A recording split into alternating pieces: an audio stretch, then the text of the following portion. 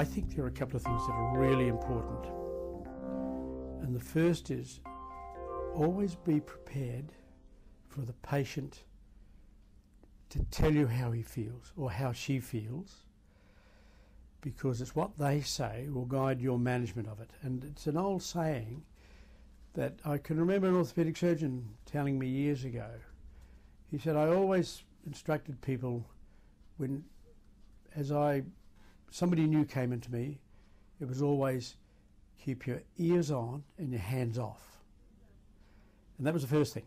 But that, I think, is very important. You've got to make the patient feel important to you and that you're ready to listen. But the interesting thing about that is you've most likely heard the same thing a number of times. It absolutely astounded me over the years when somebody would come in with a musculoskeletal problem, they would explain it in exactly the same way. And it may well be, I'm reaching on the shelf to pick up the phone book and I've got this pain.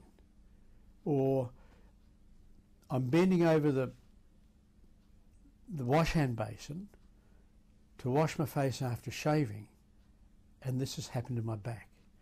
And these were just two little things. Or with people with neck problems, it's invariably the problem. They say, look, I get up in the morning and I've just got to stretch my head and my neck locks up. And that I heard that dozens and dozens of times. But then you've got the little obtuse ones where they might say, look, right, I was driving to work. I went up to pull my seatbelt on and I got this terrific pain that went down my arm, and they initially think, oh God, am I having a heart attack or something like that?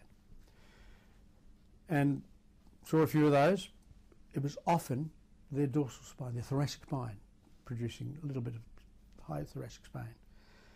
And so you listen closely to what they say. Don't always judge or take the doctor's diagnosis as the word, because they often only see somebody for 5 minutes. You're going to be seeing somebody maybe for 40 minutes. And don't be influenced by that diagnosis grossly. You must look beyond it. It's lateral thinking. You'll be a much more successful physio if you think laterally of how the patient presents. There'll be times, the other thing I'd say to the new graduate is there will be times when you think, do I really want to do this?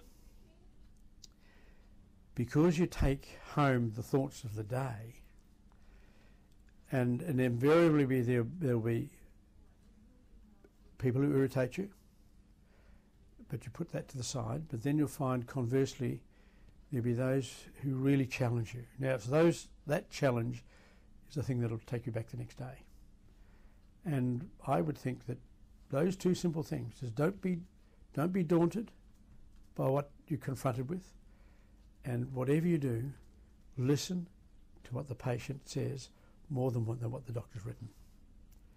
Truly, I think that really stood me in good stead, because it's so easy to read the doctor's letter and say, oh, well, we'll do this. But he's had a cursory glance often at these patients, and you know the pressure they work under. You've got a little bit more time. You've also got better skills in musculoskeletal diagnosis. So I think those two things.